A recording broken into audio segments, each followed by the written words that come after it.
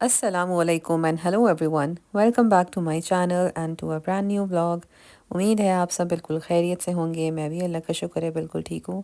तो चलिए स्टार्ट करते हैं आज का व्लॉग और ये है फ्राइडे का व्लॉग। और ये व्लॉग होने वाला है कि कैसा मेरा एक टिपिकल फ्राइडे गुजरता है। आई एम श्योर आप सबका भी ऑलमोस्ट सेम ही गुजरता होगा और मैंने ये नोट किया है, बल्कि आई थिंक मैं पहले भी मेंशन कर चुकी हूँ कि मुझे ये फ़ील होता है मेरे सारे व्लॉग्स, बल्कि फ़ील क्या होता है बहुत ऑब्वियस है कि मेरे सारे व्लॉग्स जो हैं किचन में ही गुजर जाते हैं। और ये ज़ाहिर है हम सब हाउसवाइफ्स की, होम मेकर्स की, मदर्स की, सबकी रूटीन ऐसी ही होती है जो एटलीस्ट जॉब नहीं करती, कि उनका पूरा दिन जब तक एटलीस्ट बच्चे घर पे नहीं होते तो किचन में ही गुजर जाता है। तो बस ये टिपिकल एक फ्राइडे है। नहा धो के फ्रेश होके जुम्मे के लिए रेडी हो गए, फिर मैं आ गई थी किचन में। इस वक्त आई थिंक 11 12 बज रहे थे और बच्चे इस वक्त स्कूल में थे। तो मैंने सोचा कि इस दिन मैं पुलाव बनाती हूँ। फ्राइडे को अक्सर मेरी यही कोशिश होती है, बल्कि हमेशा ही मैं ये करती हूँ कि फ्राइडेज़ को कुछ स्पेशल ही बनाती हूँ कि थोड़ी फ्राइडे वाली फीलिंग्स आए। और एटलीस्ट जो अब वीकेंड आ रहा होता है नेक्स्ट डे के लिए भी इनफ खाना हो, ताकि मुझे वीकेंड पे कुछ अलग से ना पकाना पड़े। तो इस दिन मैं बना रही थी चिकन यखनी पुलाव, अब मेरी अम्मी की रेसिपी से। वैसे मैं पुलाव बिरयानी का पैकेट यूज़ करती हूँ, मगर इस दिन मैंने सोचा जो प्रॉपर तरीका है उससे बनाते हैं। तो बस मैंने यखनी में जो साबुत मसाले होते हैं, साबुत धनिया, सौंफ और सारे गरम मसाले, वो सब डाल दिए थे। और हाफ़ पैकेट मैंने पुलाव बिरयानी का डाल दिया था। अम्मी का पुलाव काफ़ी फ़ेमस है और बहुत मज़े का बनता है। और मौसम भी कुछ इस तरह का है तो ये इस तरह के खाने खाने का बड़ा दिल चाहता है। तो बस यहाँ पे मेरी यखनी ऑलमोस्ट रेडी हो गई है। मैंने इसमें चिकन नहीं डाली थी पहले से, क्योंकि चिकन काफ़ी ज़्यादा जल्दी गल जाती है। तो मैं चाह रही थी कि सारा जो अरोमा है सारे स्पाइसेस का वो अच्छे से आ जाए। और इसको मैंने ठीक ठाक काफ़ी देर तक पकाया था, ऑलमोस्ट 15 से 20 मिनट। आप इसको आधा घंटा भी बना सकते हैं।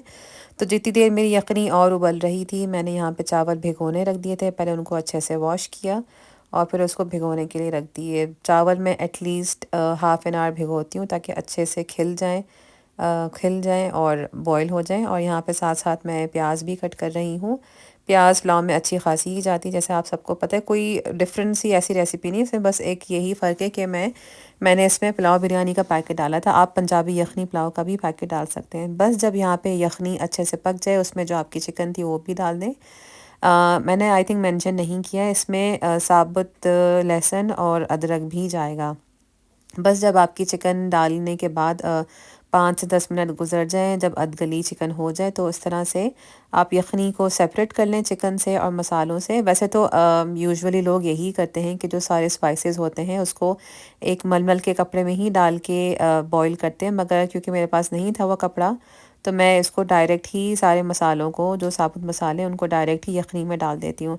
तो खैर इतनी देर भी नहीं लगती है अलग अलग छानने में, तो बस। और थोड़ी बहुत मेहनत हर खाने में ही जाती है।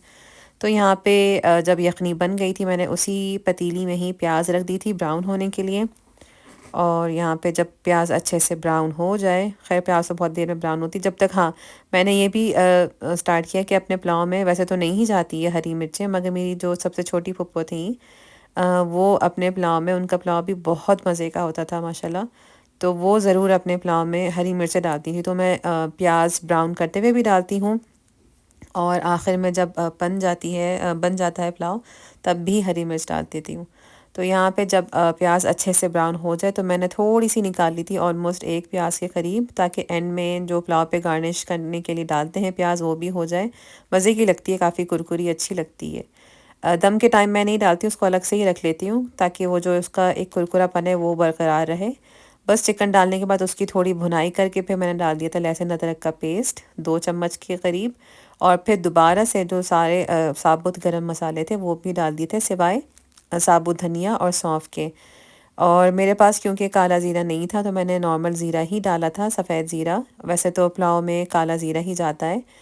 तो बस साबुत मसाले डालने के बाद मैंने ऑलमोस्ट 1 कप के करीब डाल दिया था दही। दही मेरे पास यही होता है जो ग्रीक स्टाइल योगर्ट होता है, एक्चुअल तो ग्रीक योगर्ट नहीं है। और काफ़ी अच्छा रहता है, मतलब थोड़ा पतला नहीं होता, काफ़ी थिक एंड स्मूथ सा होता है, तो बड़े मज़े का होता है। इसको तो बल्कि पहले मुझे दही इतना नहीं पसंद था, मगर यहाँ पे यूके आके यही ज़्यादा अवेलेबल होता है हर जगह, तो मैं यही, बल्कि अब खाली भी खाना मैं पसंद करती हूँ। बहुत मज़े का होता है। तो यहाँ पे आप देख सकते हैं कि मैंने दोबारा से हरी मिर्चें डाल दी हैं, क्योंकि भुनाई करते हुए जो हरी मिर्चों की खुशबू आती है तो बहुत ही मज़े की लगती हैं, और बल्कि टेस्ट जो है इन्हांस हो जाता है। बस जब आपकी सारी चीज़ों की भुनाई अच्छे से हो जाए दोबारा, तो उसमें आप डाल दें जो आपका रिमे मतलब जो स्टॉक बनाया था आपने, यखनी बनाई थी, वो डाल दीजिए। अगर आपको ज़्यादा लगे तो मतलब अपने चावलों के हिसाब से ही यखनी डालिएगा, ज़रूरी नहीं है सारी यखनी जाए, क्योंकि फिर वो चावल अजीब से लड्डू से बन जाते हैं, जुड़ जाते हैं, क्योंकि यखनी पुलाव में यही होता है ना कि चावल अलग से नहीं बॉईल किए जाते, उसी में ही उसी पानी में ही पकते हैं। तो मेक श्योर करिएगा कि पानी बहुत ज़्यादा भी ना हो, बहुत कम भी ना हो। अगर बच जाए तो उसको आप फ्रीज़ भी कर सकते हैं, या एज़ इट इज़ उसको जैसे कि आजकल सर्दियाँ हैं तो उस यखनी को आप पी भी सकते हैं। तो खैर साथ साथ साथ साथ आप देख सकते हैं, आई थिंक इसमें हाँ इतना क्लियर नहीं आ रहा है। यहाँ पे मेरे चावल के लिए मैंने पानी रख दिया था बॉईल होने के लिए। जैसे मैंने अभी बताया कि नहीं करते हैं बॉईल, मगर मैं थोड़ा सा कर लेती हूँ बॉईल, ताकि जो एक स्टार्चीनेस है उसकी थोड़ी सी कम हो जाए। तो बहुत मतलब जैसे कह रहे हैं 1-2 मिनट बस मैंने बॉईल किया था, बिरयानी की तरह बहुत देर तक चावलों को बॉईल नहीं किया था। तो यहाँ पे जो बल्कि हाफ़ से भी कम टाइम मैंने बॉईल किए थे चावल, वो यहाँ पे मैंने डाल दिए हैं यखनी में। और यखनी इतनी रखिएगा कि 1-1 इंच पानी जो है यखनी का चावलों से ऊपर हो। बस जब चावलों में अच्छे से उबाल आ जाए तो आपका जो पुलाव है रेडी है दम पे रखने के लिए। यहाँ पे मैंने खूब सारा केवड़ा डाला है, क्योंकि यहाँ पे जो केवड़ा मिलता है उसमें इतनी खुशबू नहीं होती है, और मेरे हस्बैंड को स्पेशली केवड़े की खुशबू बहुत पसंद है पुलाव में। तो बस जब चावल के जितना हो जाए पानी, उसको आप दम पे रख दें, इस तरह फॉइल लगा दें, या फिर कोई कपड़ा गीला करके रख दें और ऊपर कोई हैवी वेट रख दें। आई थिंक उसकी जो है क्लिप मैं रिकॉर्ड नहीं कर सकी। बस फिर देखते ही देखते कहाँ टाइम गया बिल्कुल भी नहीं पता चला। तो बच्चों के स्कूल पिकअप टाइम हो गया था, और थैंकफुली आज मौसम बहुत अच्छा था, तो वॉक जो है अच्छी हो जाती है। वरना फिर अगर बारिश हो ना तो बस जल्दी जल्दी जाना पड़ता है, जल्दी जल्दी आना पड़ता है, और ये टेंशन होती है कि ज़्यादा ना भीग जाएं। भीगते तो खैर फिर भी ही हैं, चाहे अम्ब्रेला हो नहीं हो, जैकेट हो नहीं हो, बहुत ज़्यादा मतलब प्रॉब्लम हो जाती है। और बच्चे तो फिर और कहीं भी पडल देखते हैं उसमें उछलने की कोशिशें करते हैं। तो खैर शुक्र है वीकेंड था, तो मैं थोड़ा रिलैक्स थी कि अब घर जाके मुझे कोई टेंशन नहीं होगी कि हाँ नेक्स्ट डे के लिए मतलब सारे काम जल्दी होने हैं, बच्चों को जल्दी सुलाना है। घर आके मैंने बच्चों को खाना खिलाया, शावर दिया, और फिर बेटी की कुरान क्लास हुई, और फिर ये हो गया था शाम का टाइम। इस वक्त मेरा बेटा सो रहा था और बेटी जो है कार्टून्स अपने एंजॉय कर रही थी। और बहुत खूबसूरत मंज़र आप इस वक्त देख सकते हैं, कितने सारे कितने प्यारे प्यारे कलर्स देखने को मिल रहे हैं इस वक्त। वीडियो में तो इतना क्लियर और इतना अच्छा नहीं आ रहा, मगर सामने से जो बात है ना वो मैं नहीं बयान कर सकती, बहुत खूबसूरत मंज़र लग रहा था। बस फिर शाम अब जैसे जल्दी होने लगी है, तो दिन भी लगता है कि बहुत छोटा हो गया अब तो, बल्कि आगे जैसे सर्दियाँ आ रही हैं अब तो और जल्दी अंधेरा हो जाएगा, ऑलमोस्ट 3 से 4 बजे के करीब। बस फिर ये सैटरडे मॉर्निंग की कुछ वीडियोस हैं। बच्चे उठ गए थे मुझसे पहले, और उनको बस इंतज़ार होता है कि हम कब जल्दी से उठें और जल्दी से नाश्ता करें। तो बस यहाँ पे हम डिसाइड कर रहे थे किसको क्या खाना है। बेचारे वो पूछते तो बड़े उससे हैं कि क्या खाएंगे हम, मगर इन दी एंड खुद ही दोनों कहते हैं कि हमें कॉर्नफ्लेक्स ही खाने हैं। वीकेंड जब आते हैं ना तो वैसे तो मुझे बहुत इंतज़ार होता है। अब जब से सर्दियाँ शुरू हुई हैं मुझे बड़ा इंतज़ार होता है कि बस जल्दी से वीकेंड आए ताकि थोड़ी नींदें पूरी हों। मगर क्या कहाँ जाता है वीकेंड, कुछ भी नहीं पता चलता है। तो इस दिन दोनों ने फरमाइश की थी, उनको कॉर्नफ्लेक्स के साथ साथ उनको शामी कबाब का सैंडविच भी खाना है। मेरी देखा देखी उन लोगों का भी दिल जाने लगा कि वो सैंडविच खाएं, क्योंकि यही हो रहा होता है वीकेंड्स पे कि अगर मैं, क्योंकि जैसे आप लोगों को पता है सैंडविचेस ही खाती हूँ नाश्ते में, तो बच्चों का भी ज़ाहिर है फिर दिल चाहता है, तो फिर उन्होंने कहा कि हमारे लिए भी अलग से बनाइएगा, वरना वो मेरे ही सैंडविच में से खा रहे होते हैं।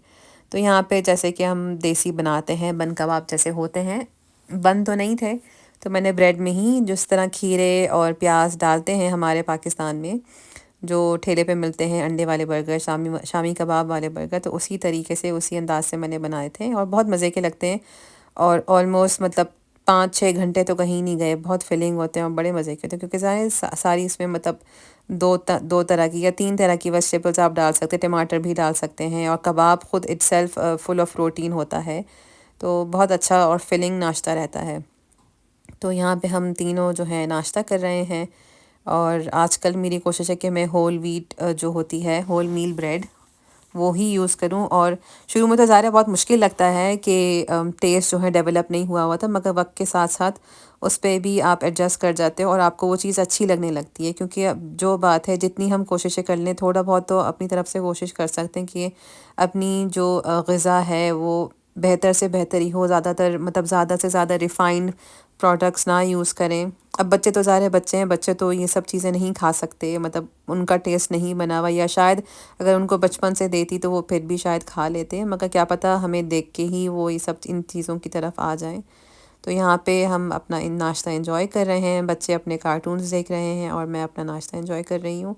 बस फिर नाश्ते के बाद वो लग गए थे अपनी छोटी मोटी एक्टिविटीज़ में। आजकल जो है पता नहीं घर में कहाँ से, घर में नहीं बल्कि किचन की तरफ काफ़ी ज़्यादा जो हैं बग्स वगैरह आ रहे हैं, तो वो बकौल इन लोगों के कि वो लोग बग्स को रेस्क्यू कर रहे हैं।